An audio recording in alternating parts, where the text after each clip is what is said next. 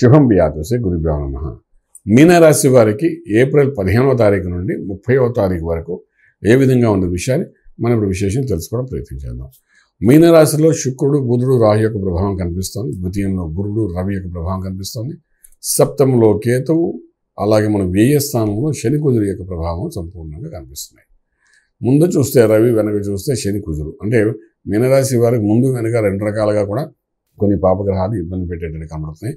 కానీ బృహస్పతి కూడా ముందున్నాడు కాబట్టి, రవి కూడా ఉన్నాడు కాబట్టి ఏమాత్రం మనం భయపడక్కర్లేదు. ఆర్థికంగా ఉద్యోగరీత్యా స్టేటస్ మారుతుంది. ఉద్యోగరీత్యా ప్రమోషన్స్, ఇంక్రిమెంట్స్ ఇవన్నీ వచ్చే అవకాశం అయితే బాగానే కనిపిస్తున్నాయి.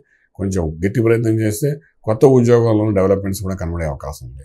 కొత్త ఇంటర్వ్యూలో సక్సెస్ఫుల్ అవుతారు. కొత్త ప్రయత్నాల్లో 30 to 40% ఇంక్రిమెంట్స్ అయ్యే అవకాశం బాగానే కనిపిస్తున్నాయి.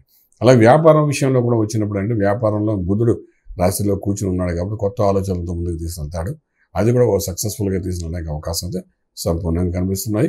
అలాగే రాజకీయ రంగంలో ఉండే వాళ్ళకి కొత్త ప్రజా సంక్షేమ కార్యక్రమాన్ని మార్కెట్లో వదిలినట్టుగా ప్రజల్లోకి వదులుతారు. దానివల్ల నేమ్, ఫేమ్ సంపాదించుకునే అవకాశం బాగా ఉంది. మీకు అనుకూలమైన వాతావరణం అయితే బాగా కనిపిస్తుందని చెప్పచ్చు. అలాగే మనం ముందుకు వెళ్ళేటప్పుడు ఇంపోర్ట్ ఎక్స్పోర్ట్ వ్యాపారాలు ఏదైతే ఉన్నాయో కొంత నష్టంగా కనబడుతుంది. ఈ 15 రోజులు దీన్ని చేయడం ప్రయత్నం చేయకండి.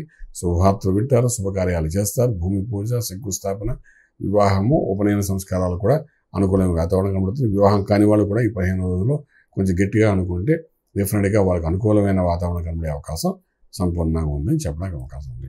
అలాగే మనం చూసినప్పుడు ట్రేడింగ్ చేసేటప్పుడు పూర్తిగా మైన్స్, స్టోన్స్ మీద ఇన్వెస్ట్మెంట్ ప్లాన్ చేసుకుంటూ వెళ్ళండి. ఎడ్యుకేషన్ ఇన్స్టిట్యూట్ మీద లక్కీ నెంబర్ 1 పాజిటివ్గా మీకు పనిచేస్తుంది.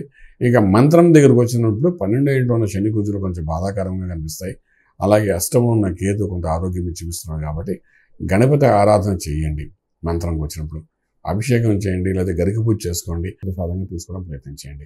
దీని మూలాన్ని ఏంటంటే కొంత అనారోగ్యం నుండి బయటపడటం, అనారోగ్యానికి కారణం ఏమిటి అన్నది ఒక డయాగ్నోస్ చేసినప్పుడు దానికి ఒక రిజల్ట్ ఇది క్లారిటీగా తెలుసుకున్న తర్వాత మందు ఇవ్వడానికి ఈజీగా అవడము, ఈ రకమైన పరిస్థితి కనబడుతుంది. లేకపోతే మనకి ఏంటంటే మనం టెస్ట్ చేస్తే ఆల్ ఈజ్ వెల్ అన్నట్టు కనబడుతుంది. మనకు శరీరంలో మనకున్న అనారోగ్యం మనకు తెలుసు. అది మాత్రం వాళ్ళు డాక్టర్ గుర్తించలేకపోతారు. అంచేత గణపతి ఆరాధన చేస్తే దాని నుండి బయటపడ్డాము. అలాగే మంత్ర సాధన చేసుకుంటూ ముందుకెళ్తే గణపతి రాజమార్గంలో రాజ్యం పొందగలుగుతారు. శుభం బియాదు.